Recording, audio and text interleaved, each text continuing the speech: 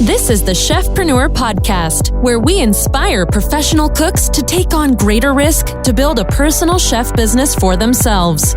Now, here's your host, Andres Hinojosa. Hey everyone, welcome to another episode of the Chefpreneur podcast. I'm your host, Andres Hinojosa. Thank you so much for tuning in today.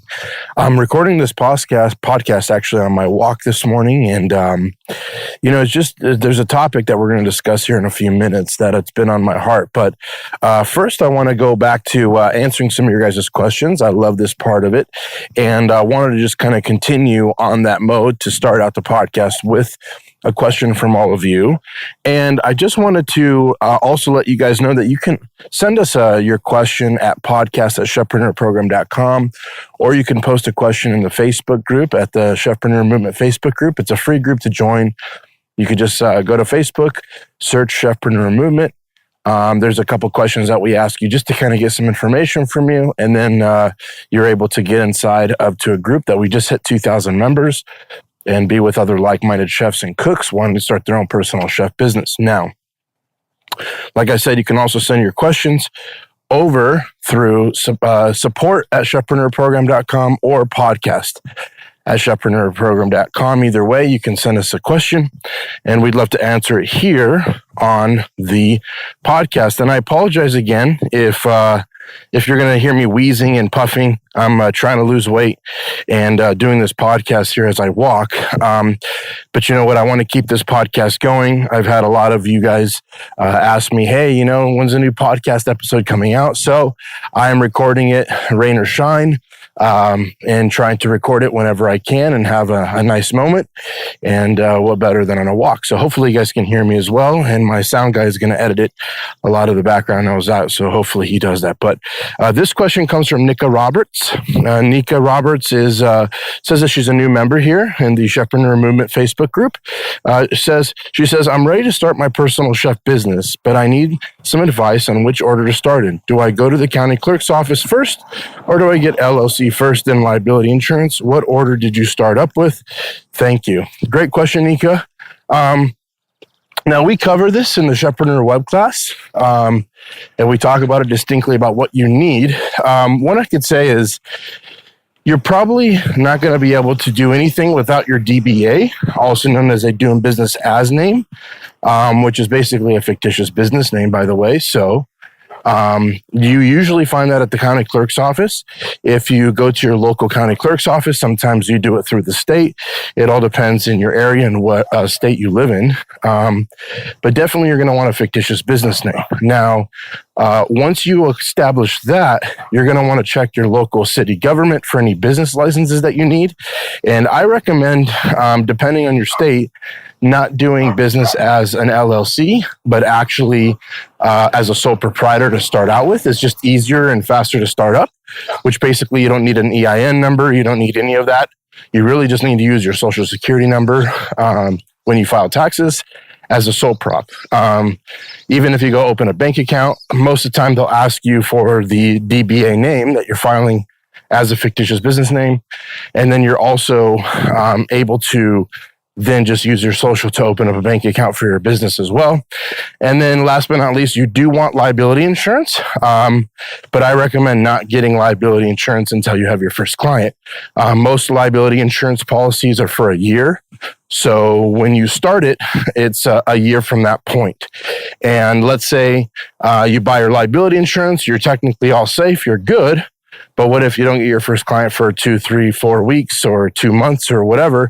I feel like you kind of waste your money on those 2 months that you didn't have any clients. So what I usually like to do and recommend to my students is to buy your liability insurance, maybe a week, like after you actually have a for sure event booked or a cook day booked, and maybe about a week away from when you actually book the event or the cook day, so that you're not wasting a lot of time and you're squeezing out every penny of your liability insurance. Because, like, again, I like to make sure you guys are saving money, not spending money on things that you don't need, unnecessary expenses. And this is what makes this business so awesome to start with, is you really don't have to start with much. So Hope that answers the question, Nika. Again, if you guys have any questions, feel free to email us again at podcast@chefpreneurprogram.com or support@chefpreneurprogram.com. Also, we like to answer questions of people in the Facebook group, the Chefpreneur Movement Facebook group.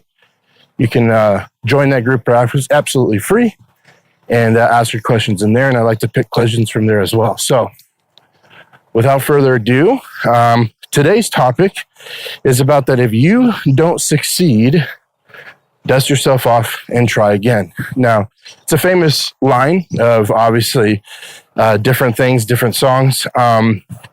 We've all heard the saying, right? But it's really speaking to me lately. Some of my masterclass students have told me that they've tried to attempt to start a personal chef business before. And one of the things I noticed is that it's not always the person that's perfect right out of the gate. In fact, it's usually never the person that's perfect out of the gate and knows what they're doing to be the most successful. It's the most ambitious person and the person that wants it the most, okay? And I'm going to dive in a couple things to today to just kind of try to help motivate you. This isn't more of a how-to podcast today. This is more of a motivational podcast. But I'm also going to give you some tips and tricks, and you can actually apply these to find the motivation and keep pushing on, okay? And also, this is what this podcast is for, is to bring you guys hope, to bring you guys motivation, to help you make that adjustment mentally so you can get to where you want in your career and in your life. Because realistically, without someone motivating you, it's extremely difficult to stay motivated. And I want to open up a little bit about even my situation, right? So my situation is I have my personal chef business and it's going really well, but I also have the Chefpreneur program, which, I love focusing on with all my students. And it's challenging because sometimes you feel like, where's my motivation come from? So I've surrounded myself with different people that really push me and guide me in certain areas in order to make sure I'm keeping going and make sure that I'm focused. Okay, because one of the things that I've noticed is that when you don't have that, when you don't have any accountability, you don't have anybody around you that's pushing you and motivating you, it's really easy to give up when things become difficult. And, that's one of the things in life is that people often think that it's easier to give up than it is to keep moving forward. And you would be right. That's the absolute truth. It's a lot easier to give up. I'm just saying that it's a lot easier to give up. And this is why so many people don't look or garner, or, I don't want to say look, but they don't garner any kind of success in their life because they give up. And I'm not trying to shame you if you've given up, because again, it's easy. And there's certain things in life that, that there's a time to give up in certain things. And I know that sounds kind of weird to say, but it's the truth. Some things just don't work, okay? But for the most part, a lot of you are probably attempting or trying something that's been done. And you guys are wanting to start a personal chef business or have one, and you feel like you've hit some walls.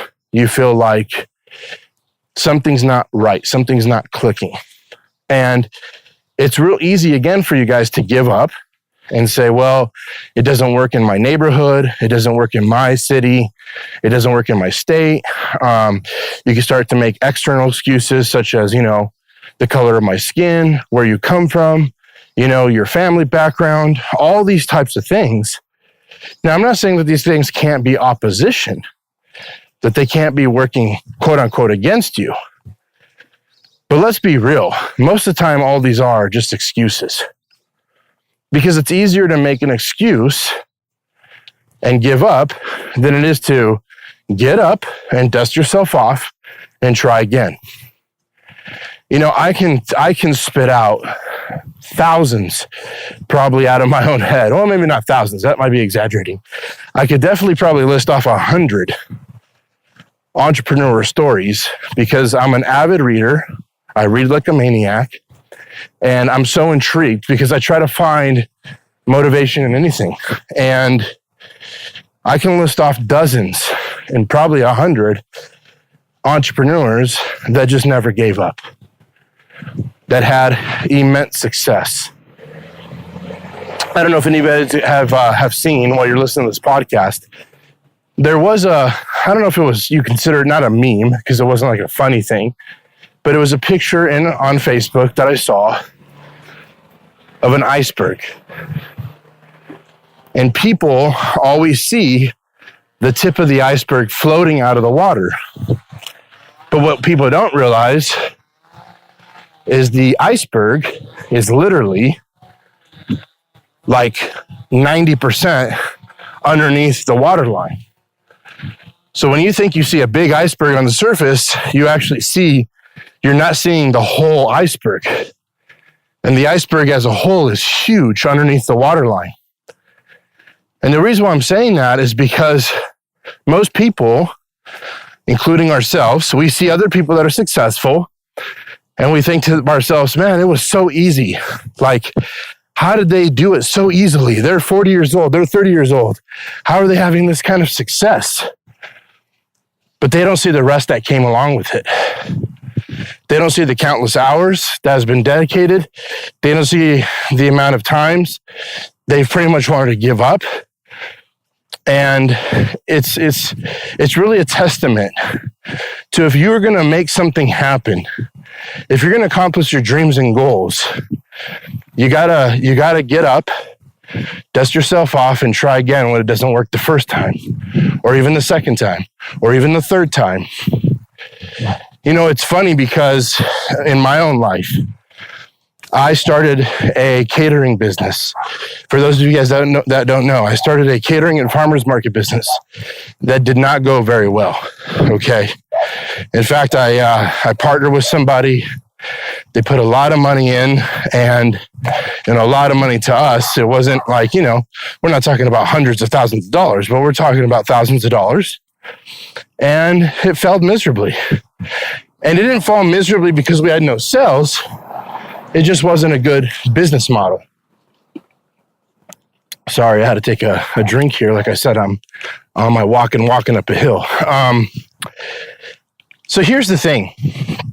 In my own life, when I first started my first business, I was naive and I thought everything would just magically work out. And then I realized that wasn't the case. And like I said, a lot of times you don't really need something new. You just need a new approach, right? So here I was trying to do a farmer's market catering business. I was advertising on Yelp. I was doing all these types of things. And lo and behold, I ended up kind of bombing out. Like I said, I'd go to farmers markets. I would actually sell a lot, but there was just no profit in it. There was just no money in it. There was only so much you could sell at a farmer's market. There was days that we did $600 in sales, which is a lot. But my food was $250, $300. I had to pay a helper, I had to pay the farmer's market booth fee, all these types of things. By the time it was all said and done, I'd make sometimes $150. That'd be on my good markets.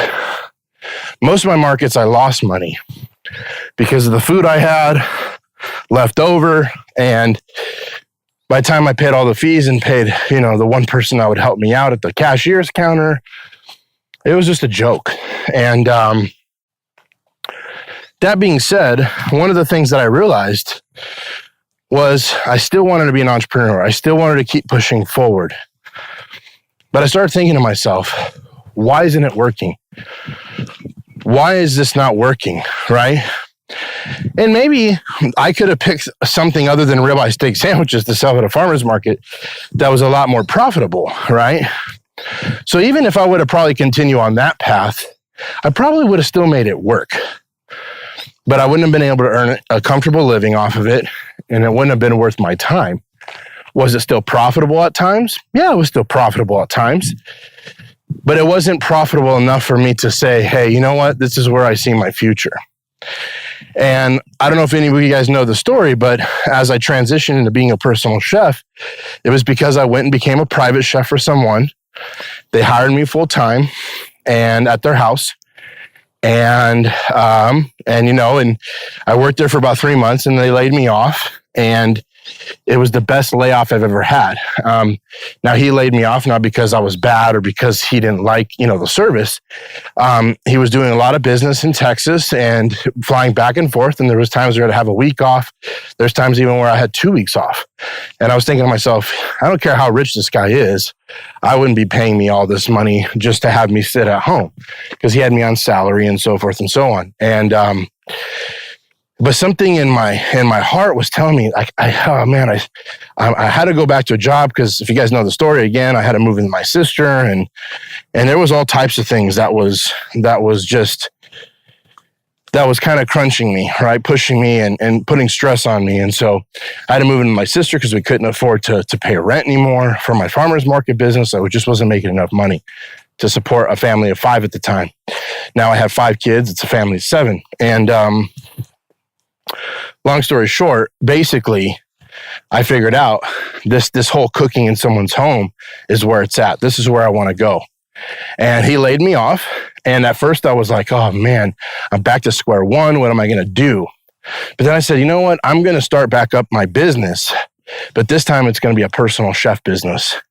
And I was so hungry for it, and I saw the potential of it, that if someone was going to pay me to be a private chef for 2 people, 5 days a week at $65,000 a year, if I can have different clients that would pay me just for one service, I'd probably earn more money technically every time I go cook instead of earning my salary.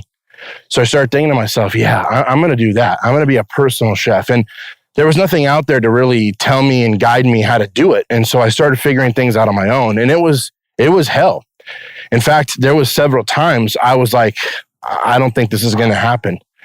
Because even when I was trying to launch my business, living at my sister's house, I started finding clients. It took a good 6 to 8 months for me to really start understanding certain principles. But you know what I did? I stuck with it.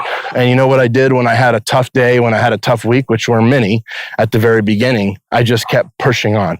I would get up, I would dust myself off, and I would continue to move forward. And what I found about myself is that if I don't stop, I don't lose, okay? The only way that you fail is when you stop. That's the only way you fail, is when you give up. Okay, it's not failure to do something differently. It's not failure to say, hey, I tried this personal chef thing 2, 3, 4 times. Listen, there's plenty of professional personal chefs out there. There's plenty of chefs. Sorry for all the dogs barking in my neighborhood. It's kind of annoying. But there's plenty of personal chefs out there that are successful.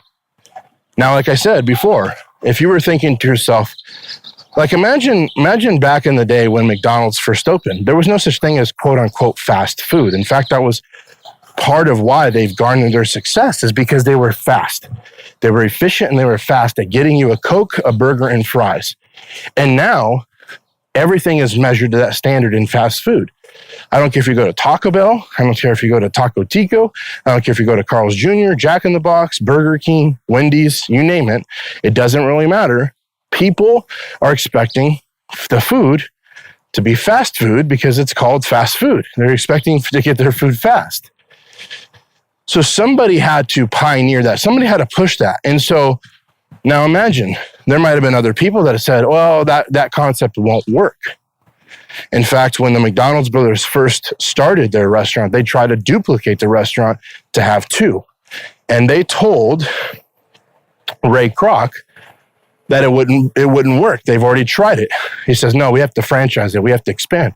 And they said, Mr. Kroc, we've tried that. It doesn't work. Now, see, he didn't give up. He just thought of a new strategy. He thought of a new angle, a different approach. Now, one of the students that was recently in our 14-day challenge, I saw the comment that he wrote, and he wrote, and I'm paraphrasing, okay? It's not a direct quote, so I'm not looking at it. But he basically said, he's on his 3rd attempt to be successful at this personal chef business. Okay. And he says, come high or hell water, I think is what he said. he's going to make it work. And see, with that kind of attitude, you're already success. Success is all but inevitable when you don't give up. It's really true. It's really, really true, okay? You have to understand that success is a direct connection with your ambition, your willingness to succeed, and also your willingness to open up to new ideas, to see new strategies and say, how can I make this work? As opposed to, this doesn't work, I'm quitting. You have to approach it as, how do I make this work? Now, one of the biggest ways that I've figured out in my life on how to make things work is to follow someone else that's had some level of success. It's not rocket science, right? I mean, if you want to have the best opportunity to put a table together from IKEA, you're going to follow the directions of the people who wrote and built the table. Not rocket science, okay? And so in life, success always leaves clues. And some people actually write down those clues. Some people have those processes and methods because things don't just accidentally happen. Now, there's things in business that do, blow up unexpectedly. But it's probably because they're following some level of principles that work. Because success, again, leaves clues. And nothing just happens for a reason, right? But here's the thing. I'm going to leave you with this. If you're in a place right now where you feel, Chef, I'm stuck at my job, cooking, behind the line, stressed out, right? Underpaid, overworked, underappreciated. If that's you right now, and you're saying, you know what, Chef, I've tried to do something for myself. I've tried to go out on my own for business and it just doesn't work. I couldn't get it to work. And again, you start going down the rabbit hole of making excuses. Is it my area? Is it me? Am I not good enough? Do I not have enough experience? Is it because I'm a male? Is it because I'm a female? Is it because of the color of my skin, where I came from? The answer is no. The answer is no. What you need to do, and write this down. Number one, you need to not give up. Flat out, number one, you need to not give up and you need to keep trying.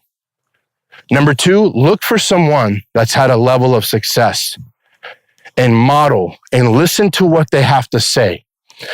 Like I said, there was nobody teaching me in the personal chef space when I first went out there. And to be honest with you, I can count more than 5 times I was literally going to throw in the towel, debating whether to go back and get a job. And you know what? My family would tell me the same thing.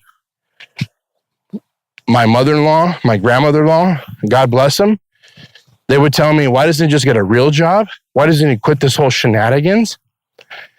And again, I'm not saying this to sound egotistical. I'm not saying this to have the stardom be on me. But now where I'm at a place where my personal chef business did over $300,000 in sales last year. I'm at a place where now I'm mentoring and coaching other chefs to have similar success as I have and teach them what I learned so they don't have to go through all the pain and agony of everything that I had to learn on my own. So not only am I doing my personal chef business, I'm also coaching and helping others do it. Now, I'm not saying that you're going to invest in my program. I'm not saying that you're going to invest in me and helping me get you there. But you need to start looking around and saying, who has success that I can model? Who can actually teach me about what we're doing, what I want to accomplish, how to get there? That's what you need to be asking yourself right now. Because if you're not asking that question, then you're doing it all wrong. Because you're probably sitting there wanting to give up, wanting to throw the towel in, wanting to say, I've had enough. And that's not the route to go. You need to pick yourself up, dust yourself off, and try again. And every time you try again, try something different. Right now, we have our free web class that we offer. It's a great start to help you start to see and start to look at the things that I did that started to really make a big impact in my business. It's what I believe is the key to actually building a personal chef business very successfully. And so if you're interested in taking this free web class, it's absolutely free. But it will show you and guide you 3 steps that you can take to start a successful personal chef business. Okay, we also have our free ebook that you're able to download.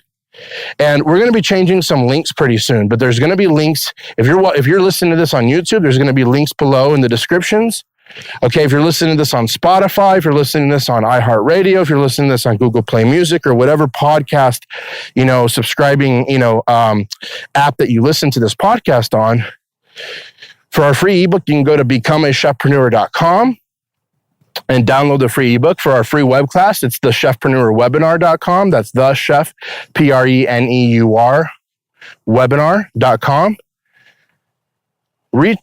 Take control of your situation right now. Don't give up. Pick yourself up, dust yourself off, and let's try again. Let's try again together. Anyway, I love you guys all. We're here to motivate, educate, and inspire you guys all to take back control of your future, to put your own culinary career into your own hands. I'm here to motivate, educate, and inspire you guys to continue to push forward, to continue to follow your dream and do what you want to do. All right. I'm so happy that you guys are listening to this podcast. Again, I can't thank you so much. I can't thank you enough for all the support that you guys give me on this podcast and being patient with me as I huff and puff and I record podcasts while I'm working out or while I'm walking in my neighborhood and with dogs barking and all that. But the reason is, again, I'm not going to stop. I'm not going to stop until you guys understand that you can actually do this. I'm not going to stop until you guys really see what's inside of you and what you're capable of. For every naysayer that you have, I tell you right now, stop listening to them. If I'm the only person that's speaking into your ear, if I'm the only person that you're listening to, listen to me then. You can do this. You have what it takes. You have it on the inside of you. God has created us all to achieve the dreams that he's given us on the inside of us. And we shouldn't allow anybody, not family members, not friends, not anybody. We shouldn't allow anybody to withhold us from achieving what God has called us to achieve in life. So love you guys all. Thank you guys so much for listening into this week. Can't wait to talk to you guys next week on next week's podcast. Take care. God bless. This is Chef Andres Hinojosa. I'm out. Thank you for listening to the Chefpreneur podcast, where we want to educate, motivate, and inspire as many chefs to become their own boss. Please subscribe to the podcast and join us every week to be part of the movement. To sign up for our free online web class, visit thechefpreneurwebinar.com.